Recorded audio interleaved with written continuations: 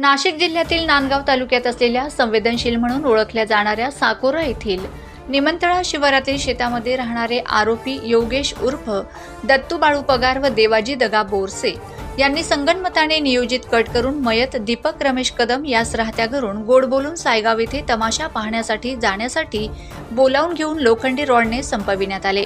Hero Honda स्प्लेंडरच्या सहाय्याने बबल्यासारखे गाडीवरून मूळ डोंगरी फाटा येथील रोडवर अपघाताचा बनाव करत पोबारा केलाय।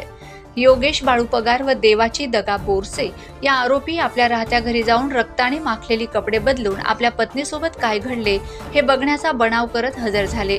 आरोपीच्या पत्नीने आरोपीस विचारले, धनी यात तुमचा हात तर नाही ना? साकोरा येथील मयताच्या पत्नीच्या फिर्यादीवरून नांदगाव पोलीस स्टेशनमध्ये गुन्हा रजिस्टर नंबर 7/2024-302 प्रमाणे गुन्हा दाखल करण्यात आला असून आरोपींना पोलिसी खाक्या दाखवताच आरोपी पोपटासारखा बोलू लागला व आपल्या राहत्या घरातून रक्ताने माखलेली कपडे काढून दिलीत। मयताच्या 5 म्हशी 13 कोकरू हे देखील आरोपींकडे सांभाळण्यासाठी आहे। सदर आरोपींनी हिरो होंडा स्प्लेंडर मोटरसायकल देखील वापरली आहे। सदर घटनास्थळी अप्पर पोलीस अधीक्षक उपविभागीय मनमाड यांनी भेट दिली। नांदगाव पोलीस स्टेशनचे पोलीस निरीक्षक प्रीतम चौधरी यांच्यासह सहाय्यक पोलीस निरीक्षक नितीन खंडागळे, संतोष बहाकर, मनोज वाघमारे, विनायक जगताप यांनी भेट दिली। घटनेचा पुढील तपास नांदगाव पोलीस स्टेशनचे पोलीस निरीक्षक प्रीतम चौधरी हे करीत आहेत। प्रश्नचिन्ह न्यूजसाठी मुक्ताराम बागुल, नांदगाव।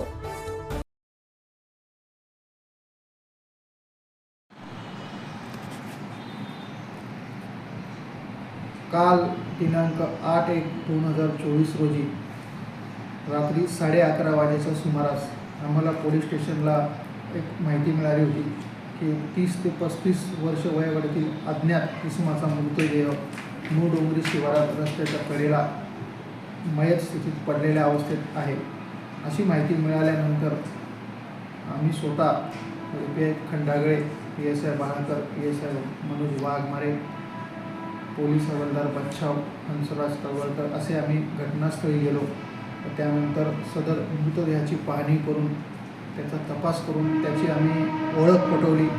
त्या तपासात आम्हाला त्याचं नाव दीपक रमेश कदम राहणार साकोरा असे कळून आल्यानंतर आम्ही त्याबाबत तपास केला असता आम्हाला आमच्या तपासात अशी माहिती मिळाली की पैशाच्या देवाणघेवाणीच्या वादातून साकोरा गावात राहणारे योगेश बाळासाहेब पगार व दीपक दगा बोरसे यांनी त्याचा लोखंडी रॉडने त्याच्या डोक्यात गंभीर दुखापत करून खून केला आहे व सदर खून लपवण्यासाठी त्याचा ॲक्सिडेंटचा बनाव करून सदरची मृतदेह व गाडी ही रोडवर ठेवली होती।